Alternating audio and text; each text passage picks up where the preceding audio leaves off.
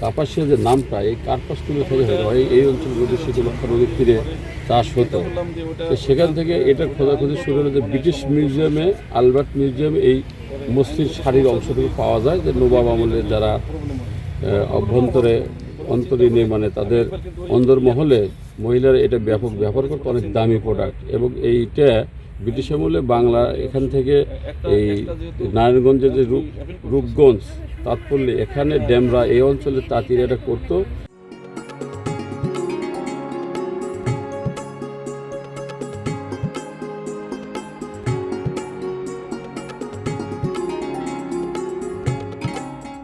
Vision blender cyclone pro সঠিক ওয়াটের শক্তিশালী মোটর ও শার্প কাটিং এজ প্লেটের কারণে মাংস কিংবা অন্যান্য মশলা নিমেষেই হয় মিহি বেসন।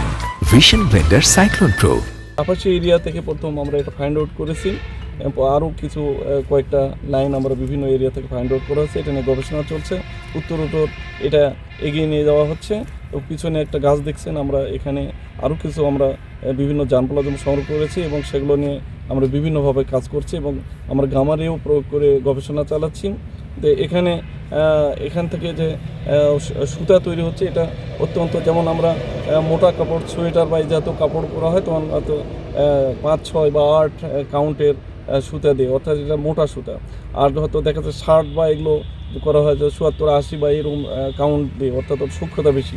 সেক্ষেত্রে এই আমাদের যে হ্যান্ডলুমে মানে একটা মেশিনে বিভিন্ন যেগুলো তৈরি করা হয়, কিন্তু হ্যান্ডলুমে তাঁত শিল্পের মাধ্যমে এটা গবেষণা করা হচ্ছে এবং তারা যখন সুতাটা তৈরি করতেছে সেখানে 750 কাউন্ট পর্যন্ত তারা তুলা বানাচ্ছে, অর্থাৎ এত বেশি সূক্ষ্মতা।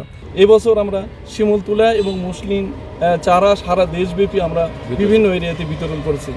কুমিল্লা, ইভেন সিলেট, শ্রীমঙ্গল, আমরা তারপরে এদিকে নর্থ বেঙ্গল, দিনাজপুর, রংপুর, যশোর, রাজশাহী সব এরিয়াতেই, কুষ্টিয়া বিভিন্ন এরিয়াতে আমি নিজে থেকেও বিতরণ করেছি। তো যার ফলে এর উত্তরোত্তর সফলতা কামনা করি এবং সাধারণদের দৃষ্টি আকর্ষণ করছে যে আপনারাও মুসলিম নিয়ে চারা তৈরি করেন এবং শিমুলের চারাও আপনারা রোপণ করেন।